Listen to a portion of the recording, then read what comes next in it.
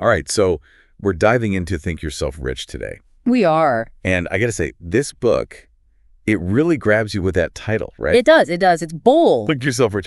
Like right off the bat, it's suggesting our thoughts have this direct link to our bank accounts. Yeah, and what I find really compelling is that Murphy, he doesn't just throw this out there as some kind of, mystical idea. Right. He backs it up with real stories of like everyday people. Like the people we can relate to. Exactly. Widows, bankers, people from all walks of life who've used these principles and actually achieved some serious financial success. That's what I find so intriguing. It's not about luck. It's not about privilege. It's like he's suggesting there's this power within us, this untapped potential, and he's giving us the keys to unlock it. So where do we even begin? What's like the first step on this journey to thinking ourselves rich? Well, I think, the first thing Murphy really wants us to grasp is that wealth, success, it all starts in the mind, right? Okay, so it's an inside job. Absolutely. He's saying our subconscious minds, they're incredibly powerful, way more than we often give them credit for. More powerful than we realize. Exactly. And the key is we can actually program them like you would a computer for success. Okay, now that's a fascinating concept. But how do we actually do that? What does that look like in practice? So imagine someone like Bettina, a single mom, just trying to make ends meet. Okay, I can picture her. She comes across this idea of affirmations. Affirmations, right? Like positive statements you repeat to yourself. Exactly. And she starts, consistently repeating phrases like wealth, success, particularly before falling asleep. Boy, just those two words. And it worked. It did. Murphy talks about how the subconscious mind is most receptive right before sleep. Makes sense. You're kind of drifting off. Your defenses are down. Right. So by focusing on those positive concepts, Bettina was essentially planting seeds of abundance in her mind. Interesting. And did she, win the lottery or something? No. It wasn't about some sudden windfall. Instead, she discovered this passion for antiques. Antiques? Okay, that's a little unexpected. Right, but it's like her subconscious mind nudged her towards this hidden talent, this opportunity she might never have considered otherwise. So it's not just about positive thinking. It's about aligning your mind with a new reality and then being open to those possibilities that might come your way. Exactly. She started seeing value where others didn't, developed this knack for finding these incredible pieces at bargain prices, and eventually built this thriving online business. That's amazing. So it really does seem like our thoughts have this incredible power to shape our experiences. That's exactly what Murphy argues. He calls it the thought-reality connection. And he cautions us that just as dwelling on the positive can attract success, dwelling on the negative can have the opposite effect. Oh, I can see that. It's like if you're constantly focusing on what you lack, you're more likely to attract more lack. Precisely.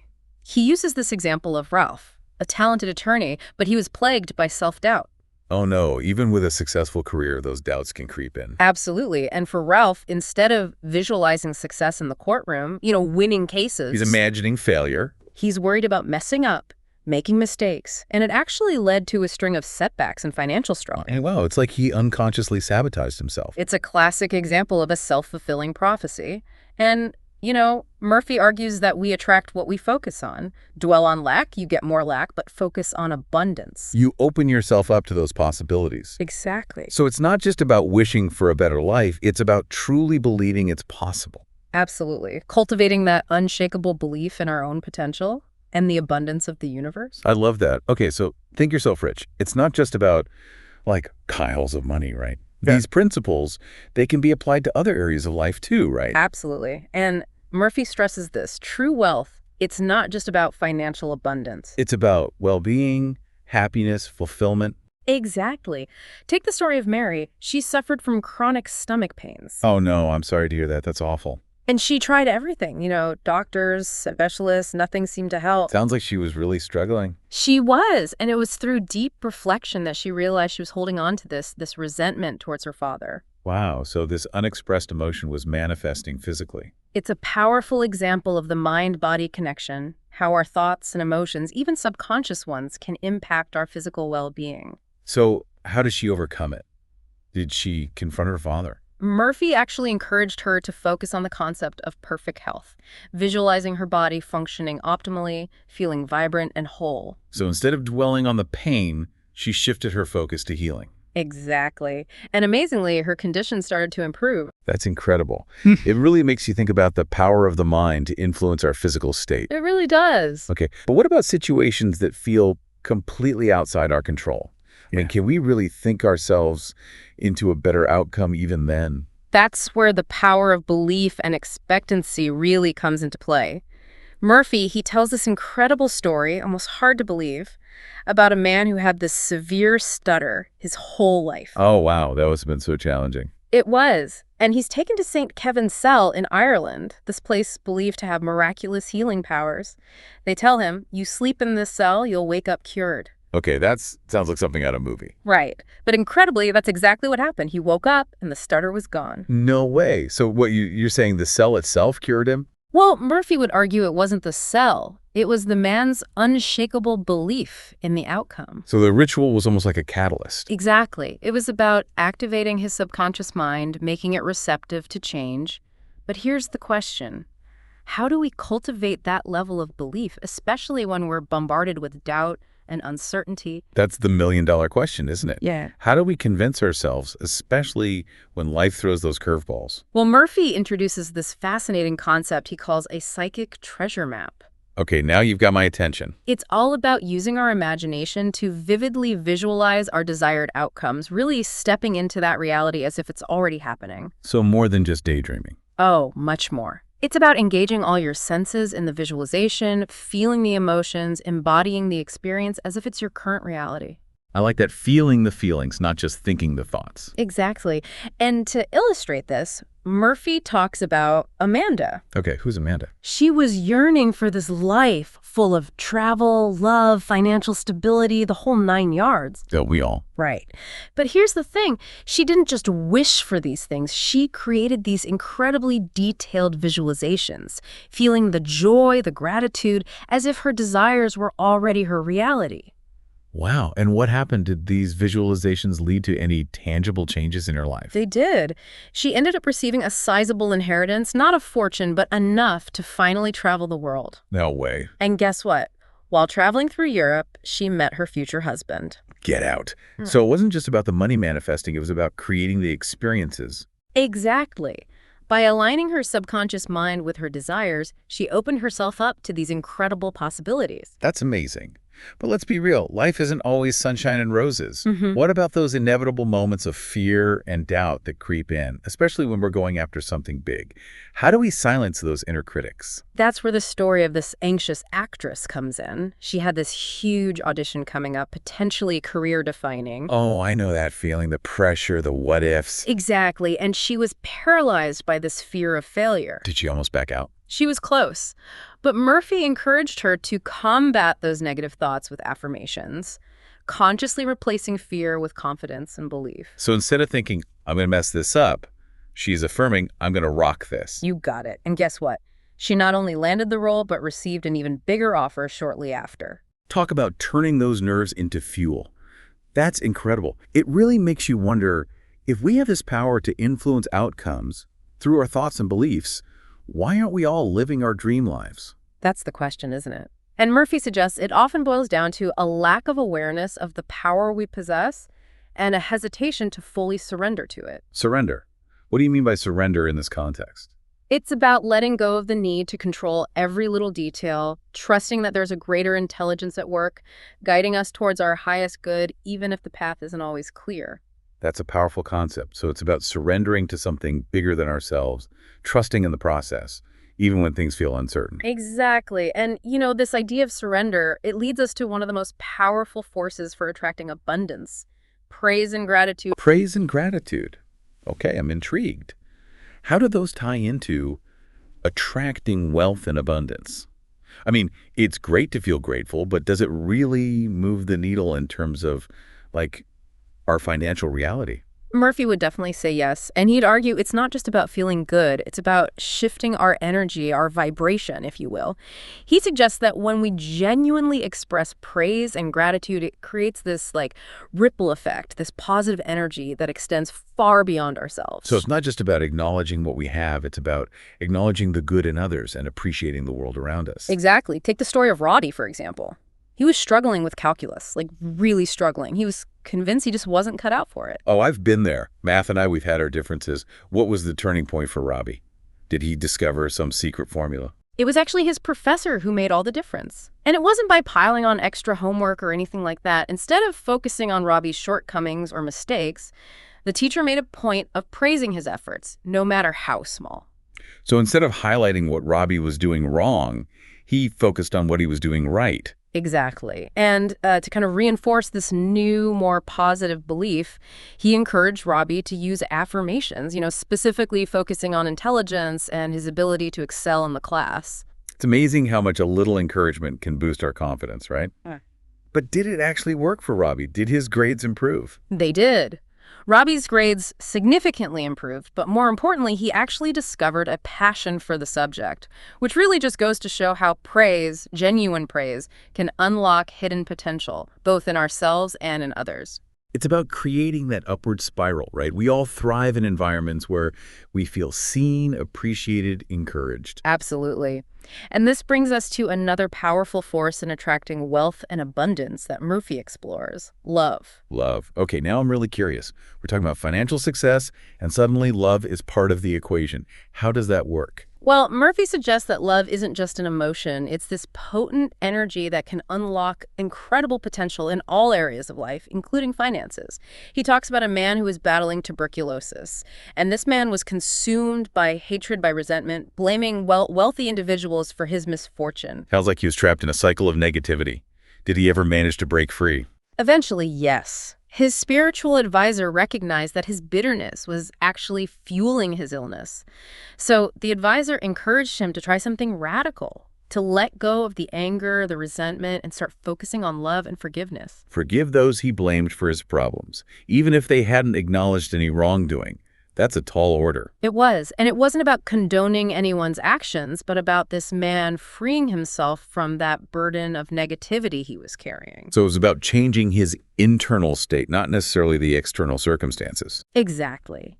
And the results were pretty amazing. As he cultivated love and forgiveness, his health actually began to improve. Wow, that's incredible. It really highlights how powerful our internal state is, how it can impact our external reality. But how does this relate to financial abundance? It's not like forgiving someone magically puts money in your bank account. Right. It's about understanding that love and abundance, they're interconnected. By embracing love, goodwill towards ourselves and others, we create this positive energy that attracts abundance in all its forms. So it's about embodying that attitude of abundance, of believing there's enough to go around, and that by contributing to the well-being of others, we're ultimately contributing to our own well-being as well. Precisely. And that brings us to another fascinating concept that Murphy explores: the power of surrender. Surrender. Now that seems a little counterintuitive, doesn't it? If we want to achieve great things, shouldn't we be striving, pushing ourselves to the limit? Where does surrendering fit into all of this? It's not about giving up on our dreams. It's about letting go of the need to control every single detail, trusting that there's a greater intelligence at work. It's about surrendering to that. So it's about recognizing that we don't always have all the answers, that sometimes the best thing we can do is just let go and have faith in the process. Exactly. And Murphy illustrates this with the story of Anna, a mother whose son had run away from home. Oh, that's heartbreaking. Did he run away to join the circus or something? Worse, he ran away to join a cult. Oh no, that's every parent's worst nightmare. I can't imagine the worry and fear she must have felt. Absolutely. It was devastating. Naturally, she wanted to do everything in her power to bring him home. Of course I would too. But Murphy encouraged her to try a different approach, one that went against every instinct in her body. He suggested that instead of frantically trying to control the situation, she needed to surrender it to a higher power. That's easier said than done, especially in such an emotionally charged situation. How did she even begin to do that? Murphy gave her a specific prayer to repeat, one that emphasized releasing her son, trusting that he was being guided, protected. So it was about shifting her focus from fear and worry to faith and trust. But did it work? It wasn't an overnight solution, but the shift in her energy was profound. By surrendering, Anna found a sense of peace she hadn't felt since her son's disappearance. And within a few weeks, her son actually contacted her. He did. That's incredible. What happened? Did he come to his senses? He did. He had become disillusioned with the cult and wanted to come home. That's an amazing testament to the power of surrender. Sometimes letting go is the most powerful thing we can do. But how does this concept apply to, say, our finances or careers? Does Murphy offer any examples of that? He does. He tells the story of Rhoda, a sales representative who was struggling to make ends meet. Ugh, I think we've all been there, Rhoda. That feeling of just barely getting by can be so deflating. What was holding her back? Was she lacking confidence or struggling to connect with clients? Murphy recognized this deeply ingrained belief in poverty that Rhoda had carried with her for years. It was like this invisible script that was dictating her financial reality. So it wasn't just about closing more deals. It was about rewriting that internal script, changing her beliefs about money. Exactly. And Murphy helped her do just that. He introduced her to a powerful affirmation. Okay, I love a good affirmation. It's pretty straightforward but profound. I am born to succeed. The infinite within me can't fail. Divine law and order govern my life.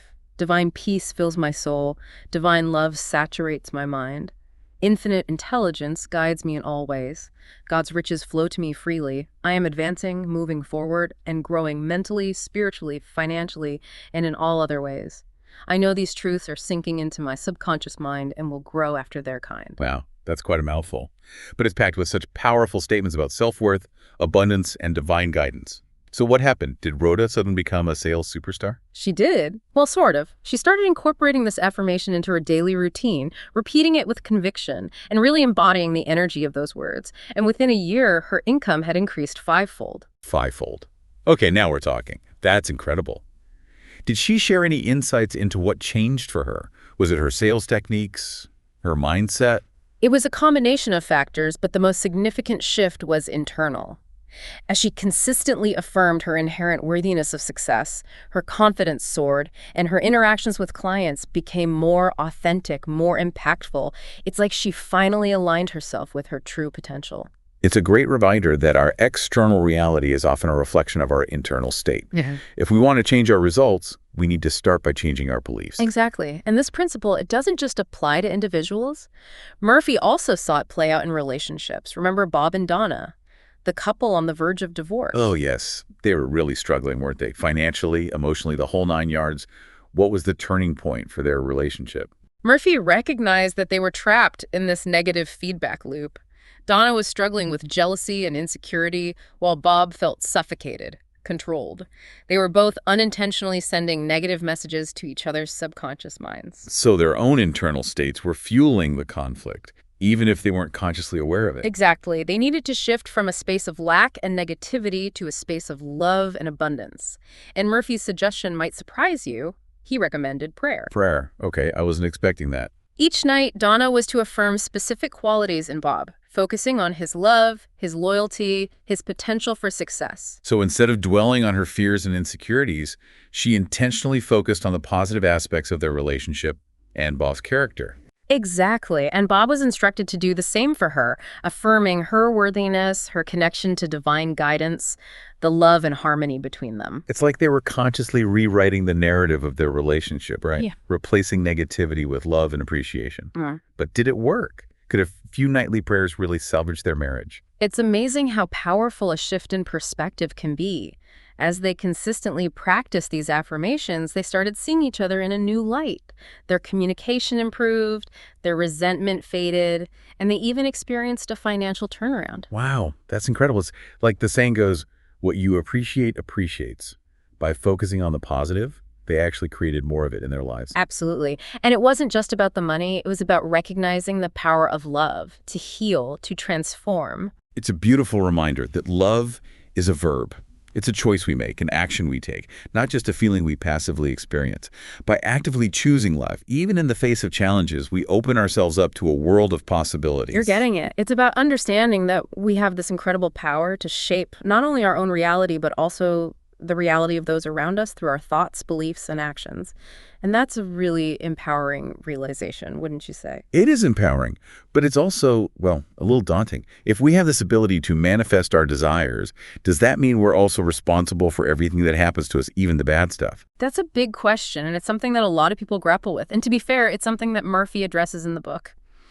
He's very clear that this isn't about blaming ourselves for every misfortune, or claiming that we can magically control every single aspect of our lives. It's not about denying the very real challenges and hardships that we all face at some point. Absolutely not. It's about recognizing that even within those challenges, even when things feel really tough, we still have a choice in how we respond. We always have a choice. That's a powerful reminder, especially when things feel overwhelming or chaotic. And it's often within that space of choice that we discover our greatest strength, our resilience, our ability to not only survive, but thrive.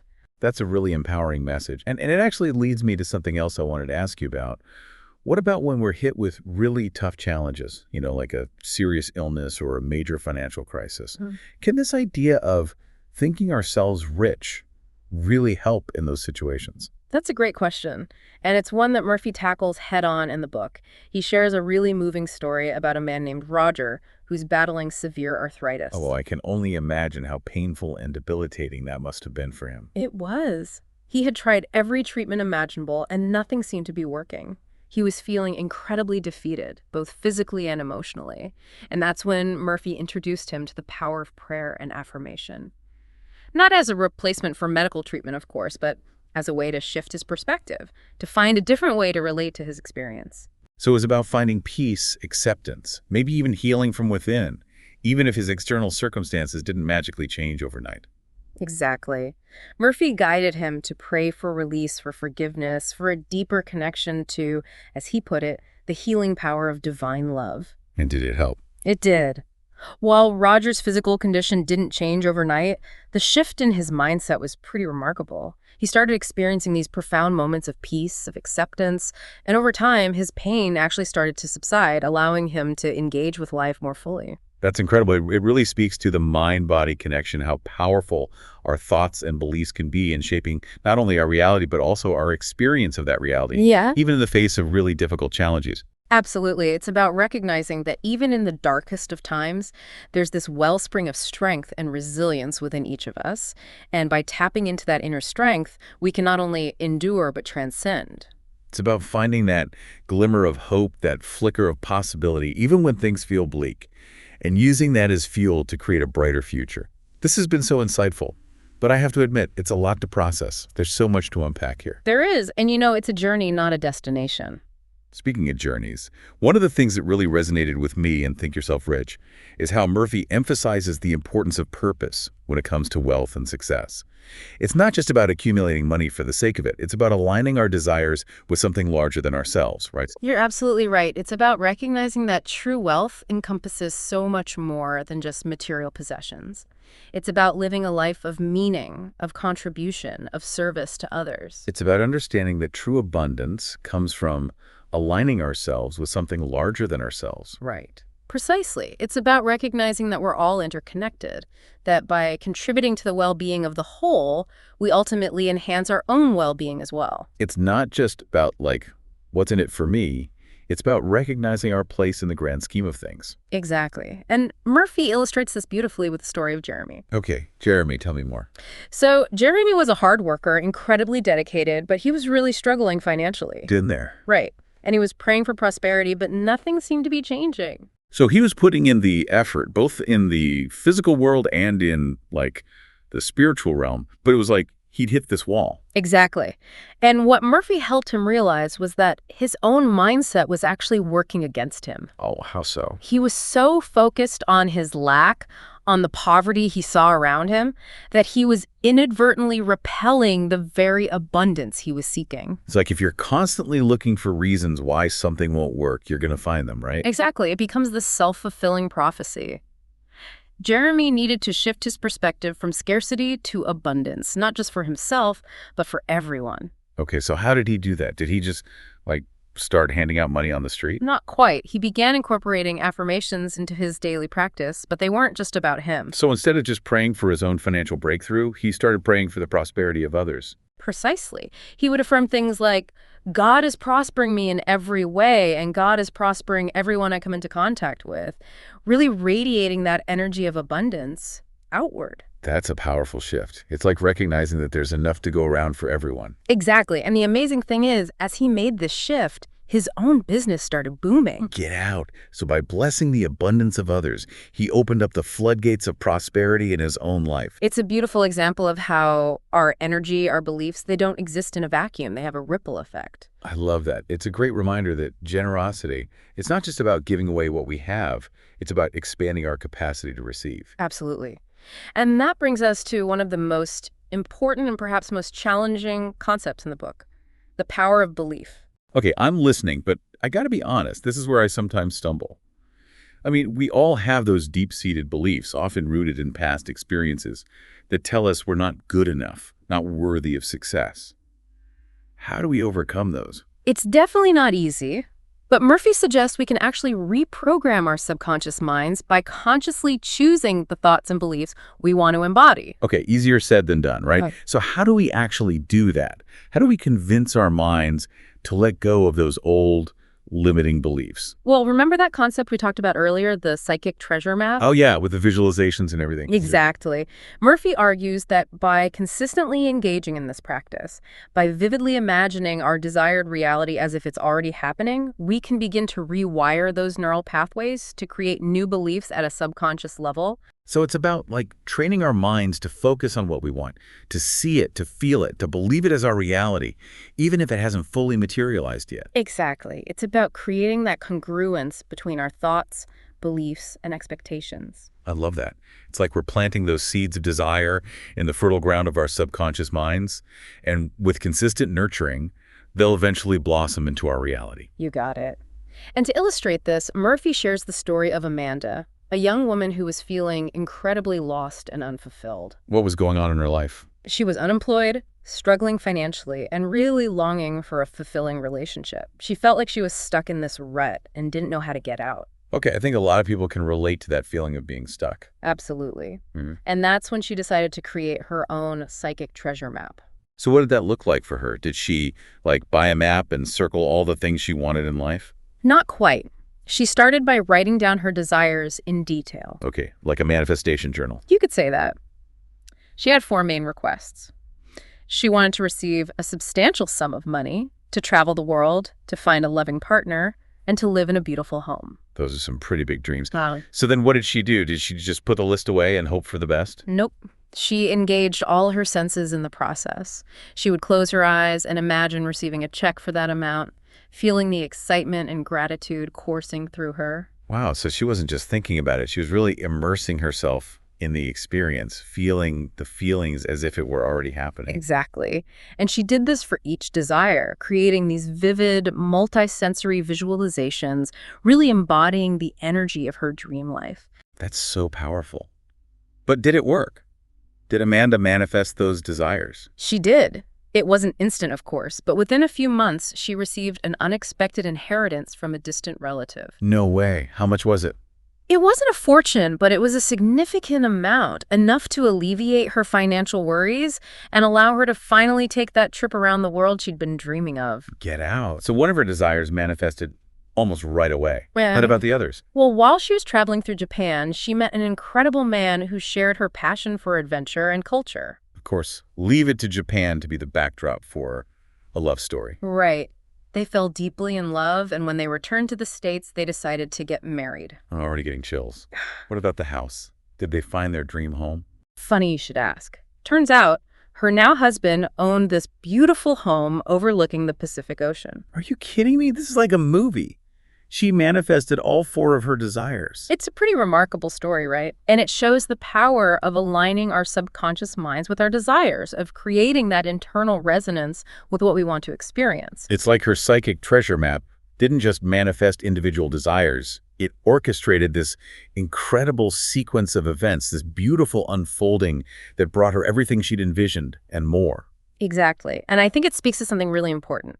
We often get so caught up in the how of manifestation and trying to control every little detail that we forget to simply trust in the process, to surrender to the wisdom of the universe. It's about letting go of the need to know exactly how it's all going to unfold and just trusting that it will in a way that's even better than we could have imagined. Precisely. And, think yourself rich. It's full of these amazing stories, these real-life examples of how everyday people have tapped into the power of their subconscious minds to create incredible transformations in their lives. It's been an incredible deep dive. Thank you so much for sharing your insights with us. This book, it's not just about attracting wealth. It's about recognizing the power we all have to shape our reality and create a life of abundance, joy, and meaning. Absolutely. It's been a pleasure joining you on this journey. And remember, the journey starts within each and every one of us. That's a great place to end it. What a powerful reminder. Well, that's a wrap on this deep dive into Think Yourself Rich. We hope you've enjoyed exploring these powerful principles with us and that you'll join us next time for another deep dive into the world of personal growth and transformation. Until then, keep those positive thoughts flowing and those dreams alive.